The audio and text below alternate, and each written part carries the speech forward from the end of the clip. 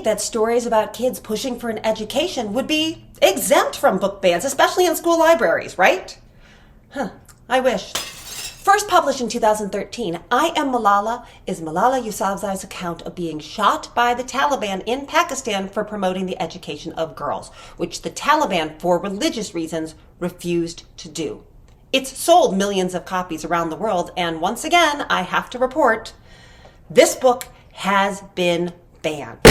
In November 2013, a federation of 40,000 private schools in Pakistan were among the first to ban this book. The chairman of those schools' explanation? Well, he said Malala was a role model for children, but that this book made her controversial, and that through this book she became a tool of the West. He went on to cite a number of other reasons, including the fact that Malala didn't show enough respect for Islam, Pakistan's primary religion, and that the book would leave children in an, I quote, confused state of mind. Oh, I would also like to report that in 2021, a textbook which dared mention Malala also has been reportedly banned in Pakistan. Now, during the 2017-2018 school year here in the U.S., parents at the Eagle Mountain Saginaw School District in Texas called for a ban on I Am Malala. Like that chairman, they expressed concern over her discussion of religion. But unlike in Pakistan, these parents believed any discussion at all of Islam was offensive to Christians. And alas, that is not the only ban that Malala has faced during her time published in this country. In fact, there's a good chance that any school district citing concern about how the history of discrimination is taught has gone after this book. A perfect example is York, Pennsylvania, where a host of books, including I Am Malala, were yanked out of students' hands by a unanimous vote of an all-white school board in October of 2020. The reasons given? Well, worry over how history and race were being taught in schools. Now, technically, school officials say it wasn't a ban. The materials were just frozen until the board vetted them.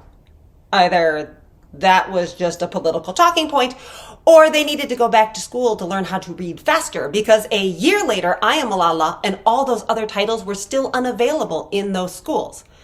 One senior at Central York High School called it a slap in the face. Teachers spoke out against the ban, calling it a war on their profession, and while some parents agreed with the school board, more of them did not. And faced with public pressure, that board rescinded the ban on I Am Malala and the other books in September of 2021.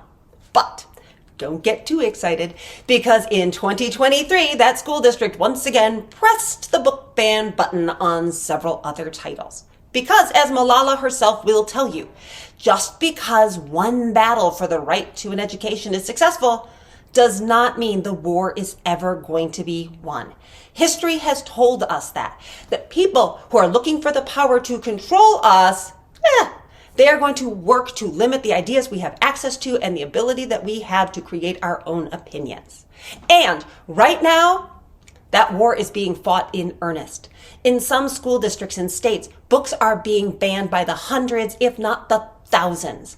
Far too often, the bans are solely based on the complaint of one person, and more often than not, that person doesn't even live in the district or know anybody who's attending any of the schools.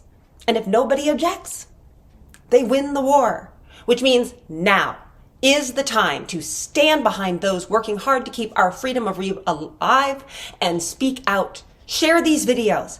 Help champion the freedom to read. It's time for us all to win this fight.